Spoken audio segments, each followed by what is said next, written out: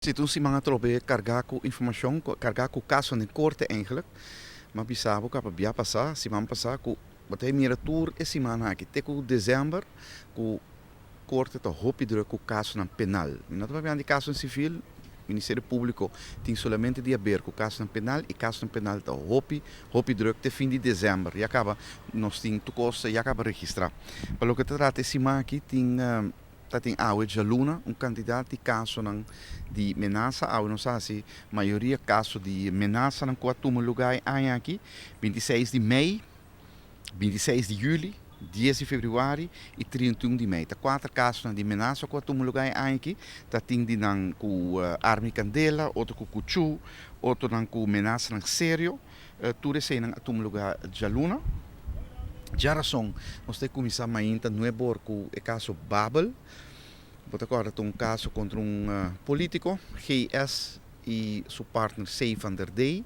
Nós temos que entender já razão de Wes, se é caso também sigue, se ou não.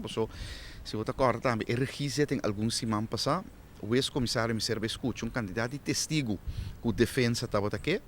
E nós temos que entender já razão se tudo que é escutado, então, se caso possível, já razão com o GBR, ou se mesmo bem outro feito, se não pode ainda. Também já razão candidato de caso de intento de assassinato, ameaça, maltrato, posição de arma e candela, caso não comum e corrente, caso não penal, que tem em corte sempre. Já está sempre o dia de caso de apelação, hoger beroep, e caso está a atenção, caso de acidente de tráfego que está em 27 de dezembro de 2012, ele caminha para Bullenbay, onde uma senhora Maria Quirindongo foi alcançada por auto e o chauffeur a ser culpável de um instante, ela vai hoger beroep e esse vai ser tratado de webs, o chauffeur de fam V que logra a vrijspraak of castigo massabou. Já vieram trobe candidato de caso de maltrato, posição de droga, menaça com arma e candela, ladronícia.